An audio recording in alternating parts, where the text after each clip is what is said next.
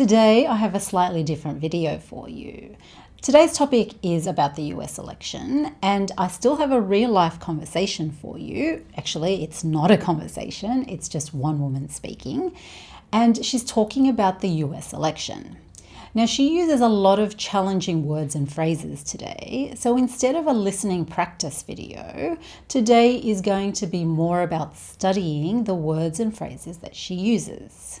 Now, because the focus today is not on listening, I'm going to have all the words up on the screen for you right from the start. Of course, you can still use this video as extra listening practice, so if you want to do that, then just don't look at the screen. I'll play the file for you twice at the normal speed, and then I'll repeat what she said afterwards. And then after that, we can study some of the words and phrases that she used. In a wild presidential race, Joe Biden is being projected to come out on top. But the race hasn't been without its fair share of drama. You see, with a record amount of mail-in votes this year, the ballots took a really long time to count.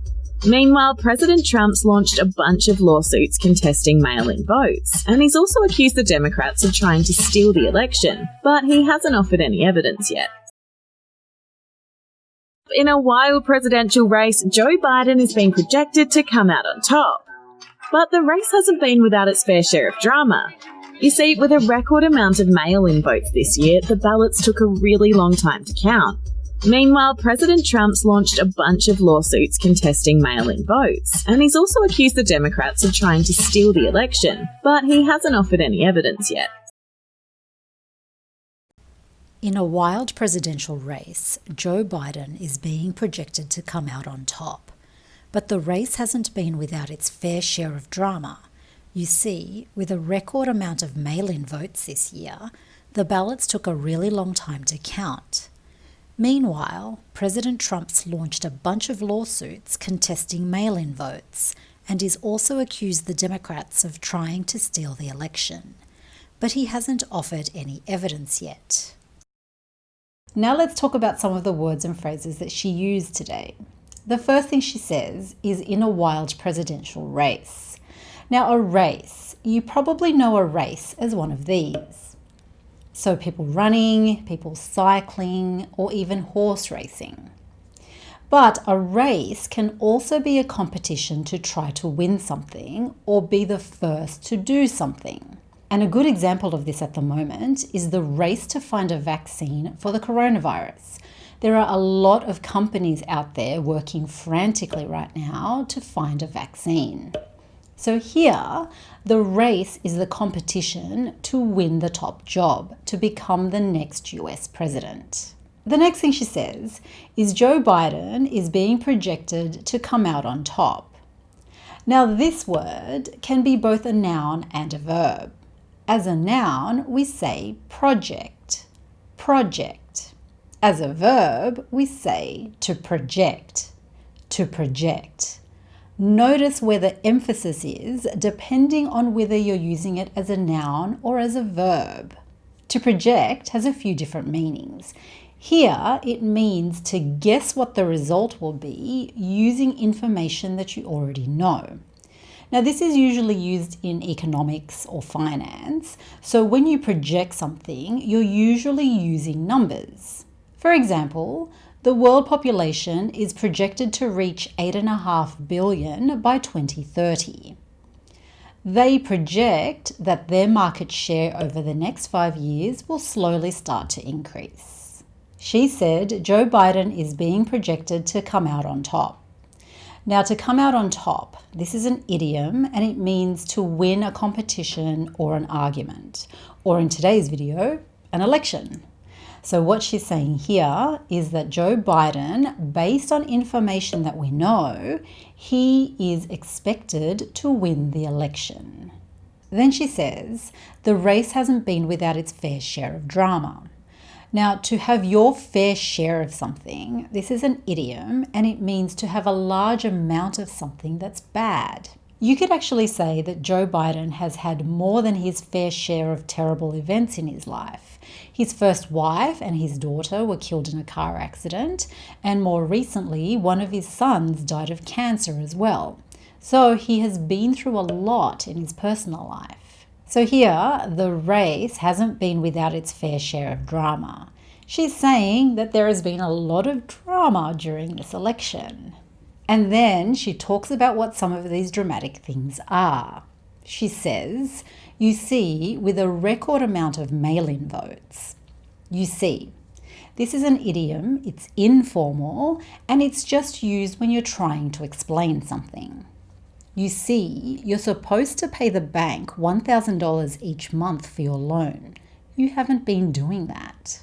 So here, she's trying to explain one of the dramas in the US election. With a record amount of mail-in votes. Now, this word has a few different meanings, and it can be a noun, an adjective, or a verb. Now, when it's a noun or an adjective, we say record, record. When it's a verb, we say to record, to record. Like with this word, how we say it depends on how we're using it. Here, it's being used as an adjective and it means the highest level or the highest amount. He ran the marathon in record time. He ran it faster than ever before. COVID-19 cases have reached record levels in the United States. We have never seen this many cases before. They have reached record levels. And here we're talking about a record number of mail-in votes. Now, mail-in votes are votes that you put in the mail. So instead of going to a place to vote, you actually just put your ballot in the mail. And a ballot or ballot paper is the piece of paper that you write your vote on. Here, we're talking about a record number of mail-in votes in this election. So this is the highest number of mail-in votes that they have seen in any US election. She then says, President Trump has launched a bunch of lawsuits contesting mail-in votes. A lawsuit is a problem that you take to court to get a decision from a judge, the person in the court who will make the final decision for you. Trump has launched a bunch of lawsuits, so he has started some lawsuits contesting mail-in votes. Now, this word can also be said in two different ways, depending on how you use it. This word can be used as a noun or as a verb.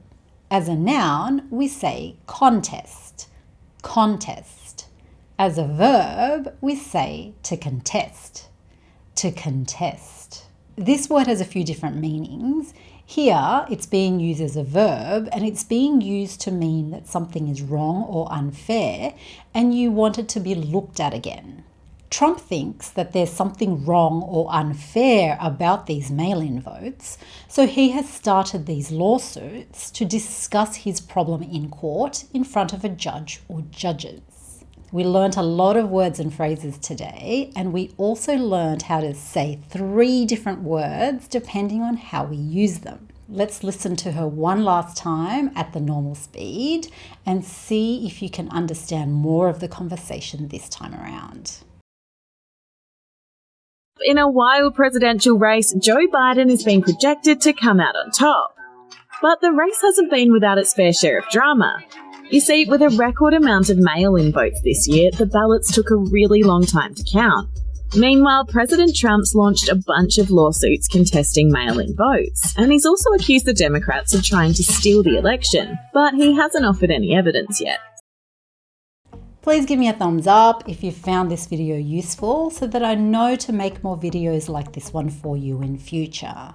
And if you'd like to learn some more real-life English, then make sure to press the subscribe button below as well.